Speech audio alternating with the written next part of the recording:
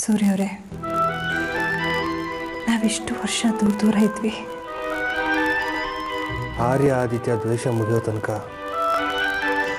ನಾವಿಬ್ಬರು ಒಂದೇ ಕಡೆ ಇರೋಕ್ಕಾಗಲ್ಲ ಅಂತ ನೀವು ಚಿಂತೆ ಮಾಡಿಬಿಡಿ ಆರ್ತಿ ಅವರೇ. ಅವರಿಬ್ಬರು ತಮ್ಮ ಎಲ್ಲ ದ್ವೇಷನ ಮರೆತು ಅಣ್ಣ ತಮ್ಮಂದ್ರ ಥರ ಇರ್ತಾರೆ ಅನ್ನೋ ನಂಬಿಕೆ ನನಗಿದೆ. ಅದಕ್ಕೆ ನಾವು ಸ್ವಲ್ಪ ದಿವಸ ಕಾಯ್ಬೇಕಾಗುತ್ತೆ ಅಷ್ಟೇ. 20 ವರ್ಷ ಆದ್ಮೇಲೆ ಸಿಕ್ಕಿದ್ವಿ. ಕಳೆದೋಗಿದ್ದೆಲ್ಲ ಮತ್ತೆ ಸಿಕ್ತು ಅಂತ ತುಂಬ ಖುಷಿಯಾಗಿದೆ. ಹೌದು, ಅವತ್ತು ಆರ್ಯನ ನಾನು ನಿಮ್ಮ ಕೈಯಿಂದ ಕಿತ್ಕೋಬಾರ್ದಿತ್ತು. ಆದರೆ ಮತ್ತೆ ಎಲ್ಲ ಕೈಜಾರು ಹೋಗುತ್ತೇನೋ ಅಂತ ಅನಿಸ್ತಾ ಇದೆ. ಆರ್ಯ ಆದಿತ್ಯನ ಜೊತೆ ಬೆಳೆದಿದ್ದಿದ್ರೆ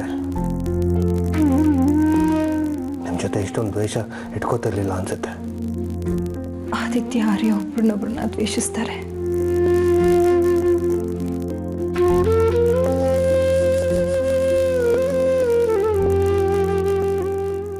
ಆರ್ಯಂಗೆ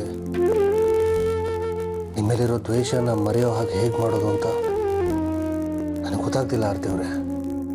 ಅವರಿಬ್ರು ಸರಿ ಹೋಗೋ ತನಕ ನಾವಿಬ್ರು ಒಟ್ಟಿಗಿರೋದಕ್ಕೆ ಸಾಧ್ಯನೇ ಇಲ್ವಾ?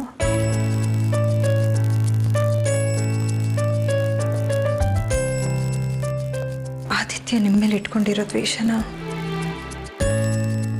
ನಾನು ಸರಿ ಮಾಡ್ತೀನಿ. ಆದರೆ ನೀವು ಆರ್ಯಂಗೆ ಹೇಳೋಕ್ಕಾಗಲ್ವ ಸೂರ್ಯ ಅವರೇ? ನಾನು ಮನೆ ಬಿಟ್ಟು ಬರುವಾಗ ಆರ್ಯನ ನನ್ನ ಕೈಯಿಂದ ಕಿತ್ಕೊಂಡಿದ್ದು ನೀವೇ ತಾನೆ. ಅವನನ್ನು ಖಂಡಿತವಾಗ್ಲೂ ಬಿಟ್ಟು ಬರೋ ಮನಸ್ಸು ನನಗಿರಲಿಲ್ಲ. ನಾನು ಮಾಡದೇ ಇರೋ ತಪ್ಪಿಗೆ ಶಿಕ್ಷಣ ಅನುಭವಿಸ್ತಾ ಇದ್ದೀನಿ ಸೂರ್ಯ ಅವರೇ. ಆದಿ ಆರ್ಯ ಒಂದಾಗೋ ದಾರಿ ಯಾವುದು? ನಾನು ಆರ್ಯನ ತಾಯಿಯಾಗಿ ಕರ್ತವ್ಯನ ನಿಭಾಯಿಸೋಕ್ಕಾಗದೆ ಬಿಟ್ಟು ಹೋಗಲಿಲ್ಲ ಅಂತ ಮನವರಿಕೆ ಮಾಡೋದಾದ್ರೂ ಹೇಗೆ? ನಾವಿಬ್ರು ಒಟ್ಟಿಗೆ ಕೂತು ಮಾತಾಡಿದ್ರೆ ಏನಾದರೂ ಒಂದು ದಾರಿ ಕಂಡ್ಕೊಳ್ಬೋದು ಅಂತ ನನಗೆ ಅನಿಸ್ತಾ ಇದೆ ಸೂರ್ಯ ಅವರೇ. ಹೌದು, ನಾವಿಬ್ಬರು ಒಟ್ಟಿಗೆ ಕೂತು ಮಾತಾಡಿದ್ರೆ ಒಂದು ದಾರಿ ಸಿಕ್ಕೇ ಸಿಗುತ್ತೆ.